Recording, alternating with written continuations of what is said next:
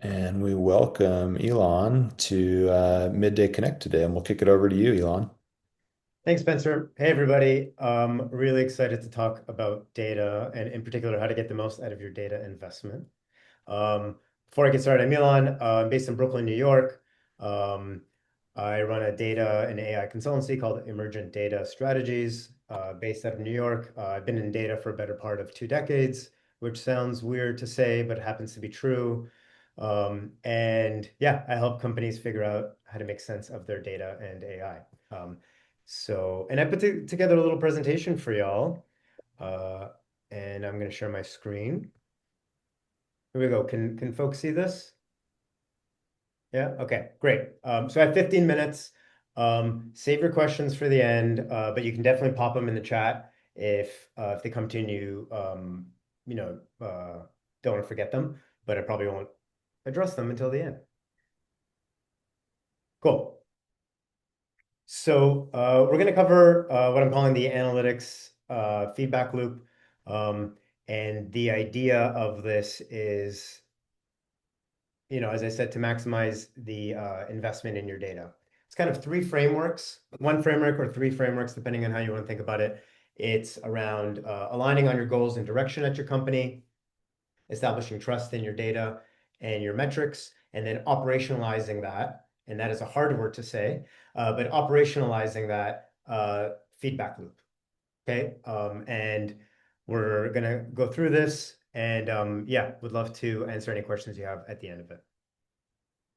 One thing to mention is I know that a lot of folks on this call might be representing small businesses. This is a framework that's going to work for small, medium, and enterprises, just at different scales, but the principles remain intact. So you have to start with your goals, not your metrics. And here's what I mean by that. A lot of times when you talk to organizations, they'll say something like, yeah, I'm trying to maximize my customer lifetime value, or we really need to hit our top line sales numbers, or some sort of a kind of big number, big metric. And that's probably right and good and fine, but you are kind of putting the cart in front of the horse. It's critical to start with your goals, your company goals, whether that's your OKRs, a balanced scorecard. It kind of doesn't really matter. They're all basically the same. But it is important to think about what is the strategic goal that your company's trying to get to. And then from that, let's derive the metrics that we can use to understand that better. If we're going to hit the goals, what we need to do to get there, and all the rest of it. So that takes conversation, that takes alignment. So there's kind of a goal setting process that needs to happen first before you start looking at your metrics and your data. After that, very quickly, you get to the metrics. The problem is, great, we aligned that revenue is our goal. Great, that's our metric. All right, everybody, let's go increase revenue. Well, good luck, right? It's our top level goals, our top level metrics, they're always these like outputs, right? Margin, revenue, sales numbers, big goals, really important stuff, but you can't really do anything about it because it's so far away from what the people on the ground are actually working or can affect. So you want to decompose those goals into smaller, kind of bite-sized inputs, controllable inputs. There's many different processes you can use or frameworks. One that's become popular in the data space over the last, I don't know, 3 or 4 years. It's called a metrics tree. It's kind of what you think it is. It's just a way to break down a business metric into its constituent parts. So you can start with your big output goal, and then you break it down into its drivers, its influences, its inputs. And ultimately, the point here is you want to break down these big goals, these big metrics, into what you and your team can control. If you can't control it, it's just a vanity metric. Nothing wrong with it, but like you'll delude yourself into thinking that your team can do anything about it because it's so far removed from what you do, right? Or organizations are complex systems with a lot of interconnected parts. So a metrics tree is a way to make that explicit.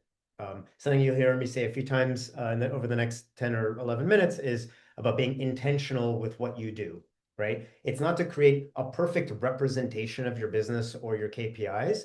It's to create a way to be intentional about how you allocate your resources. Also, the point of metrics trees are not to be very complex or use advanced statistical analysis. That's not what we're doing here. We want to be directional, not accurate. I mean, ideally you're both, but like accuracy is a very high bar and not as important for this exercise.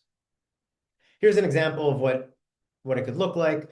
If you're a D2C company and you really care about monthly recurring revenue, you might break that up into, it's a function of your paid users and your average revenue per user. You can then further break that down into maybe new users and retained users. You can break those down even further, and you can see this can become very long, very complex. It doesn't have to be, but it might look something like this, right? You have your output metrics, your vanity metrics at the top, all the way down to controllable inputs. And at the very bottom here, and again, this is illustrative, but at the very bottom might be where the teams actually spend their time, right? There might be a team thinking about your marketing mix. There might be a team thinking about how do we move our subscriptions from monthly to annual, because annuals churn at a lower rate. So we're going to have more retained users, meaning more paid users, meaning more MRR, right? So it's not always this clean, but effectively, at least you can, again, be intentional about where your teams spend time. And then just a few considerations, non-exhaustive list. There's a lot, there's a lot of folks like thinking about metrics trees, selling metrics trees as a service, who've spent a lot more time than I have thinking about this kind of stuff. So it's a framework to use, but there are experts elsewhere. But the idea is, as I said, it's a directionality over accuracy. You want to keep it simple. You want to avoid any complex math. That's not the goal here, right? It's important to assign ownership. We'll talk about this in a minute when we talk about data governance, but I'm a big believer of ownership. And it's like, if everybody owns it, no one owns it, that kind of vibe. So I think that's critical here. You do have to think about the tree holistically, right? So you're going to have all these branches and these leaf nodes of a tree. And if you put all your effort into one of them, well, that might come at the cost of another. So you can imagine increasing your marketing spend, like in the previous example, to increase website traffic. I'm sure that'll help, but it might come at the cost of lowering your conversion rate because you get a bunch of underqualified people. So you do need to kind of think about like horizontally of your tree. Um, and something, kind of a thought exercise. If there are teams that are working on things that don't live in this tree, then I would question either the tree is wrong or underspecified, like you need to create branches for what these teams are doing, or the question like, why is the team working on this thing? If this is a representation of the business and you're not working on that, then I kind of question, is this the best use of your time? So again, it's a good model for your metrics, but it's maybe even a better model for having a conversation around how people spend their time. Cool. So the next part of the feedback loop. So we talked about goals, we talked about metrics, right? We have alignment across teams. We feel really good about that. We've defined our metrics. Great. So far, it's all been theoretical. We haven't actually tracked anything or measured anything. Our systems are generating data points, and we aggregate these data points, we calculate metrics, and then they feed into the goals. But we have to kind of interrogate the systems that create the data themselves. And it starts with trust, right? Trust is critical. AAA, I don't know, no pun intended, but I welcome it. The way that I tend to think about data trust is kind of three levels. There's accuracy, appropriateness, and actionability, which I don't know was a word, but I guess it isn't. The first level of accuracy, this is just like, is the data that I'm looking at in my report, in my Excel spreadsheet, in my Tableau dashboard, does it match the source, the thing that generated the data? Maybe your ERP system is your source of truth, or your CRM is your source of truth, or something. That's a purely technical matter. It either matches or it doesn't. And if it doesn't, somewhere along the way, something got dropped or broken, or that's purely technical. Not to say it's easy, but it's kind of solvable in that sense. It doesn't tell you much. It just tells you like, okay, this data point matches. I can move on to, is it appropriate? By appropriate, I mean, do we as a business agree on what it means? Classic example. What is a customer? Like maybe it's the hardest question in business. I don't know. But like, how do you define a customer in a company? Well, marketing defines a customer in one way. The finance will, they'll define a customer as, you know, a credit card that's been active in the last 30 days. Sales will define a customer as, somebody who signed an SOW for, depending on the type of business you have. So there are different definitions of customer. And that's fine. Different departments should have different definitions. But are we using them in the right way? Do we respect the fact that different domains have different definitions? That's appropriateness. That's not going to be found in your data, by the way. That's contextual. That's semantics. And then actionability. Great. So we have some data in our report. It matches the source system, so I feel good. I know what it means. And if that report or that recommendation says, hey, you should increase your marketing spend in Facebook ads by 50%, are you going to say, great, I'm going to do it for sure? Or are you going to question it? You're going to say, really? I mean, I trust the data. I know what it means, but does that mean I'm going to take action against it? Like, I don't know. I have to dig in more. So there's an actionability. Do you trust it enough to do something about it? And that's an operator domain. Like that's the operators, the people kind of turning the knobs of the business. That's what they, need to care about. So data trust is much more than accuracy. It's a bunch of stuff.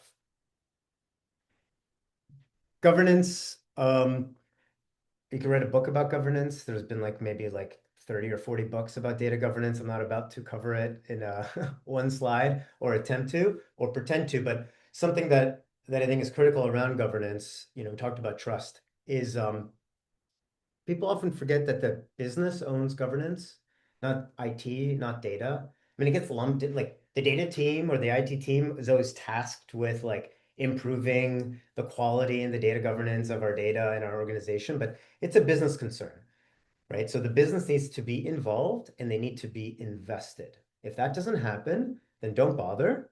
I tell data teams this all the time. If you don't get the business buy-in, and not just like an email from a VP that says this is important, but dollars and cents. If they don't invest in it, it's never going to get done, no matter what tools you buy or how smart your people are. There needs to be a business investment.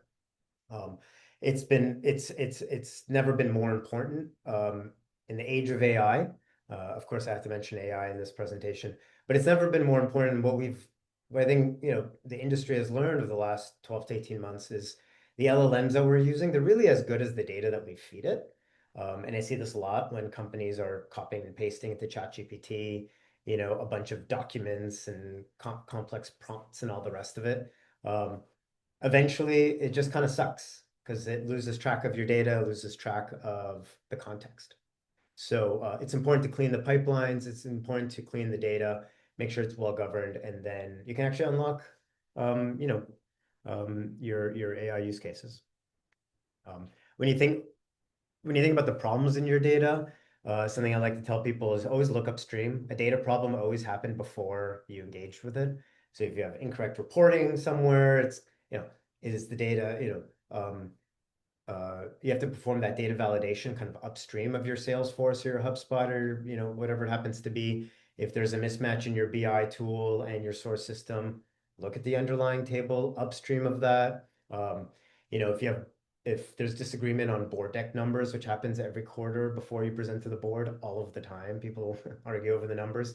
It's probably a misalignment of metrics upstream. If your spreadsheet has a formula error, fix your VLOOKUP. It's probably just a formula error in your spreadsheet. But something to think about is always look upstream. Data flows downstream. Generally speaking, problems happen upstream. And the last thing I'll say about data governance is every company has a data platform, believe it or not. You might be a small 5-person shop living in spreadsheets. You have a data platform. Uh, you just might not know it. These are the kind of the buckets of what makes up a data platform. Basically, is you need your data sources, like what generates your data. You have pipelines that move data from A to B. You have a place to store your data.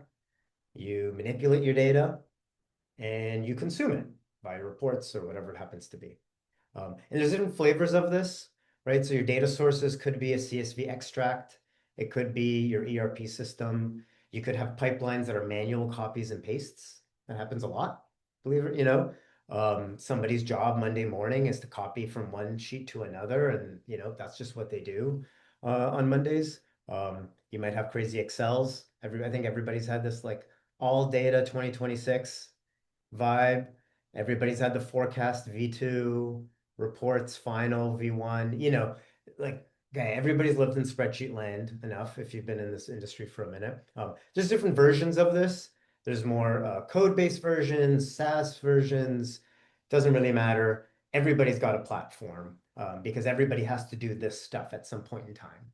Um, Oftentimes, it's Bob and finance, holding it all together through sheer force and will that they're kind of making everything run, believe it or not. But yeah, as organizations mature, we see them kind of moving down this, away from spreadsheets to manage processes and towards either vendor solutions or code-based approaches. And with AI these days, frankly, this is becoming table stakes. I mean, it's not, I won't say it's not hard to build this with AI, but it's much more accessible than it was even 3 years ago. So last bit about data governance. I did promise kind of a framework.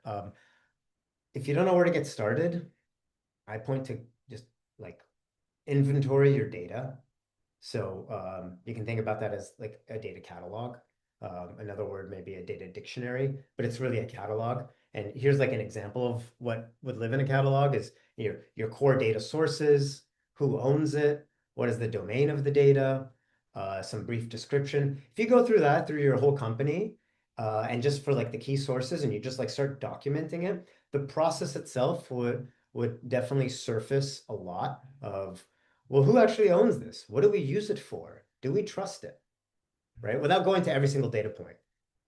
Something to think about data governance, it's about being intentional. It's the how you do data, not the what. And it's up to you how you do it.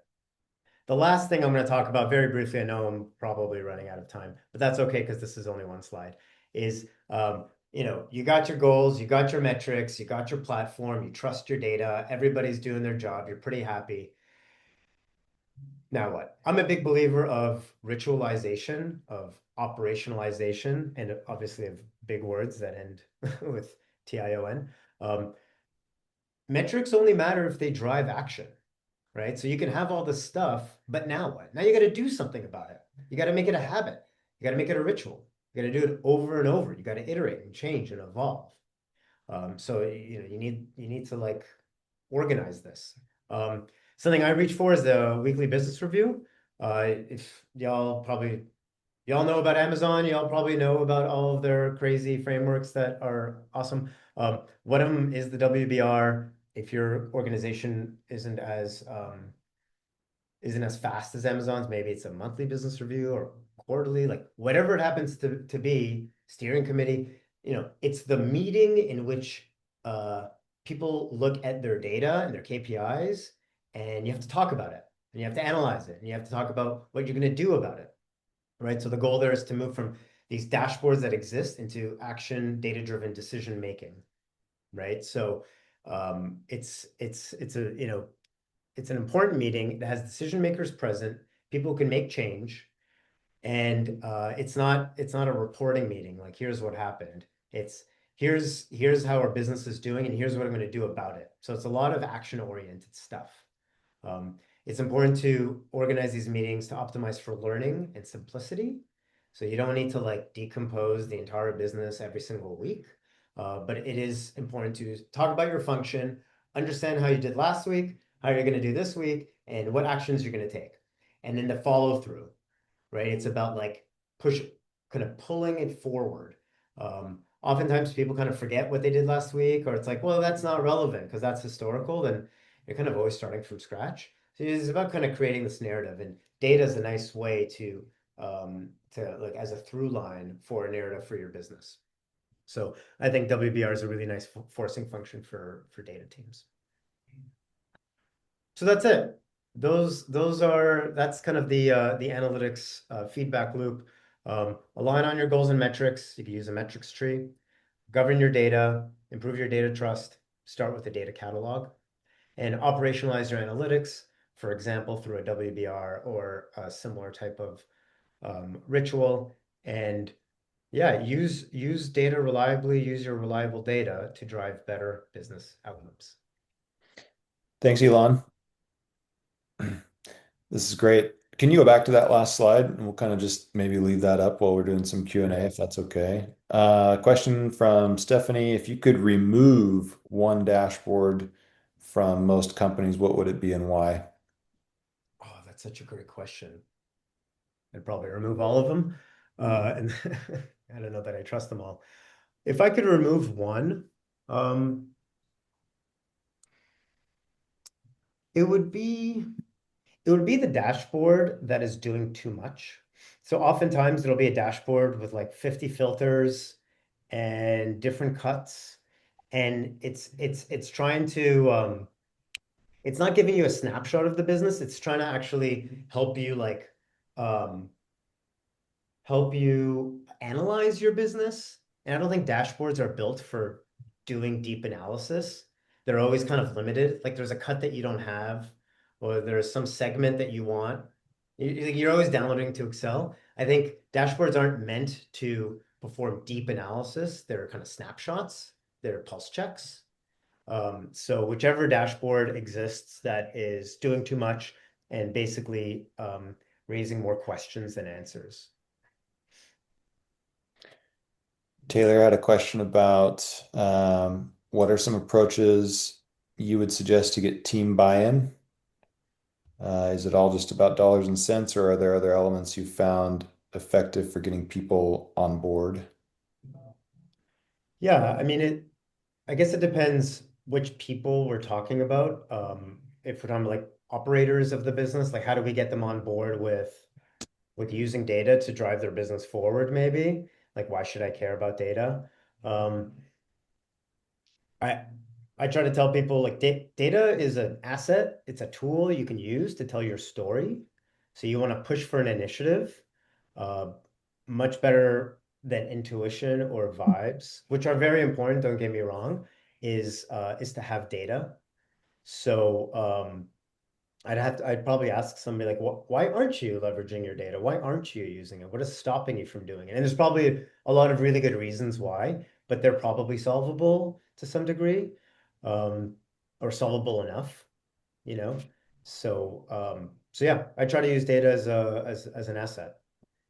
A couple of questions about the data inventory that you told us we should all do. Taylor asked, are there any tools that can help do a data inventory? Yeah, yeah. There's a lot of data cataloging tools out there. Um, Sakota, Atlan, Elation, I think Calibra.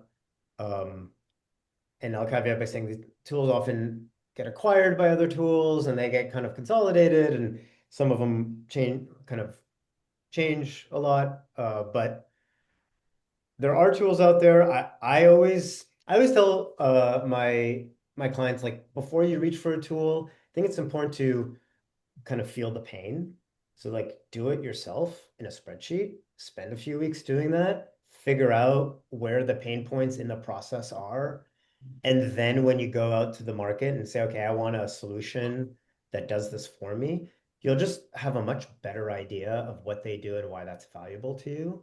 So spreadsheets, start Kind there. of brute force the first time. Yep. Atul, do you want to come off mute and ask your question about cataloging? Yeah, I was wondering, I think in the last slide, Ilan, you mentioned um, the cataloging, the data catalog, right? That I'm wondering if that's same as creating ontologies, and then the follow-up would be do most enterprise, I mean, we have industry standards around some of these ontologies, right? But do we see more enterprises creating um, specific, which helps them create moats around that? So, but again, how do we make it more dynamic? And if it changes, then the repercussions are huge, right? I guess I'm trying to understand the differences. Yeah, so ontology is definitely a buzzword in the at least in the data and AI space in the last I don't know 6 months or so. Even though it's not a new concept by any stretch. I- and I'm not an ontology expert, so I'll kind of caveat with this is my kind of understanding. And if there are any experts out there, I'd love to kind of chat. But an ontology is a lot more than a catalog. It's kind of um, I believe it's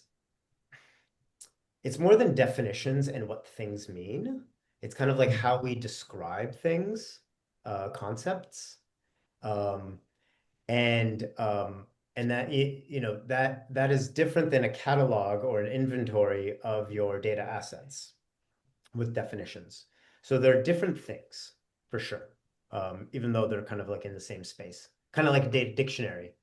Data Mm. dictionary is not the same as a data catalog, but you could be, excused if you think that they are the same because they're very, very similar.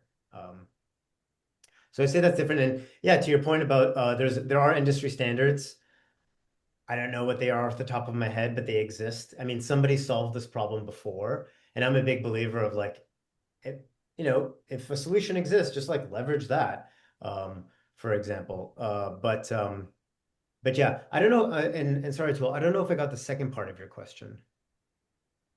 No, I think you did. I mean, the fact that it's different, the catalog is more specific implementation of certain ontologies, maybe.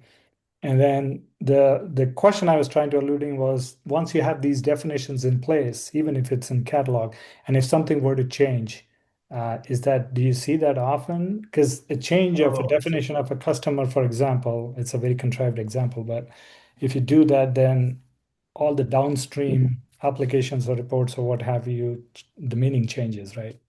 Yeah, yeah. So that's I'm really glad you brought that up. Data always changes. Believe it or not, your data models, how you construct the world changes all of the time.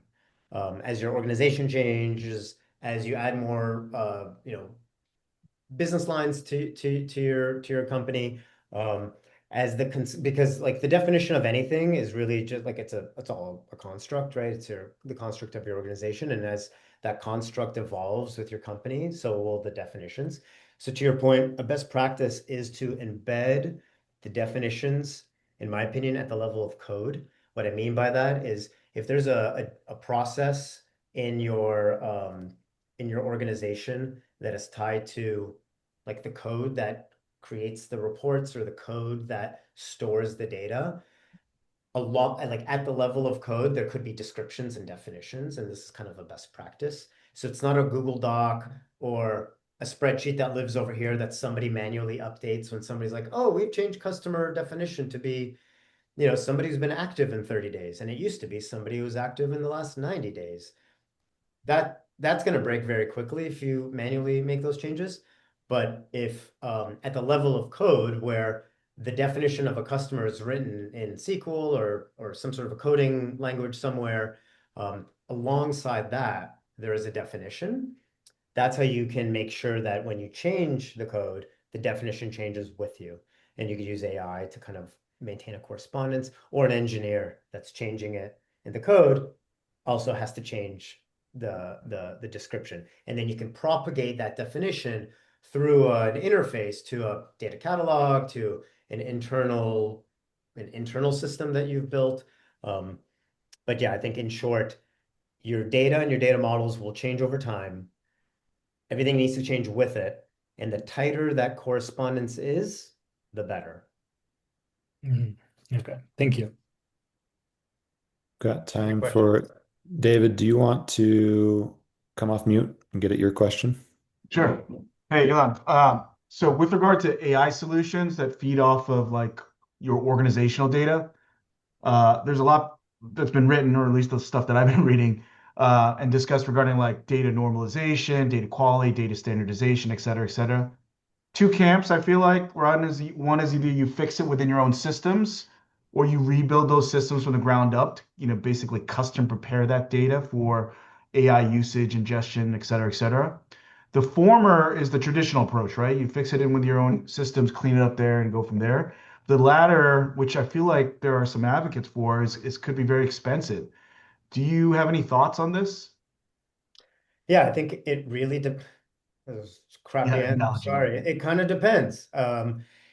Rebuilding from scratch is always going to be very expensive, but it gives you the most customization, the most flexibility. Building it in the source system itself is really nice because you're solving it upstream, but then you might have to inevitably join it to other data anyways. So there might be a place where you have to do some customization. As a best practice in general, the more upstream you can solve a problem, the better. So if you can, I mean, you could do both, right? If you can solve it upstream with better validation and some customization in the source itself, then all the data that's being produced from that will be of higher quality. Now, that doesn't mean that you could ignore it and be like, great, it's perfect. You might still have to augment it later, but it's a lot easier to fix it down the road if you've done a lot more work upstream. And conversely, it's really hard to fix dirty data after the fact. Um, Much more expensive. So I think you can do both, but I would love to, fix as upstream as possible in general. Makes sense. Thank you. Last question. Anyone? So, Elon, I have a question. Can you go back one slide? If we've got, I'm sure we do have a founder or two here, just one gal or one guy operation. They're just getting started. Um, where in your circle do we say we're midstream, and should I today leaving this meeting go and look at my goals? Should I look at what data I've already got? Like where should I actually start today? Yeah. I wouldn't overthink. This is probably something that nobody ever says. I wouldn't overthink your goals. Because they're gonna, especially as a startup, they're gonna like whatever you think it is today, it's gonna be different in 6 months. So I wouldn't overthink it. I kind of pick a direction and kind of run through the wall. That's maybe my MO. So you probably have your goals in terms of metrics. I would definitely start collecting data where it exists. That probably starts with like downloading a bunch of CSVs from your Google Analytics, from your kind of sales navigator in LinkedIn, from different places that you operate your business. Um, Download it, get it into an Excel, and start manipulating it, start pivoting, start aggregating. Very quickly, you will find that it's missing stuff that's important to you. It's at a grain, or you might have like weekly data, but you want daily data. You might have, um, like a CRM, like you might have a contact list with emails and first name, last name, but you forgot to collect, titles, or you forgot to collect companies. So the process of organizing your data is going to surface a lot of things that's missing for you. And you're going to be very glad that you fixed it upstream, like we were talking with David. You fixed it upstream so that in 12 months, when you've amassed a massive network, when you've amassed a contact list and you have a strategy that you want to go after, you're not going to, you know, face palm like, oh crap, I really should have collected title, intent, company, location, like all this stuff that you wish you had. So start that early, organize it, collect it, and see what you learn in the process. Awesome. Thanks for this. Thanks, Elon. Thanks everyone for joining us today. We will see you next week, same Thanks, time, same place. Thanks, everybody. Thanks, Spencer. Thanks, Taylor. See you, everyone.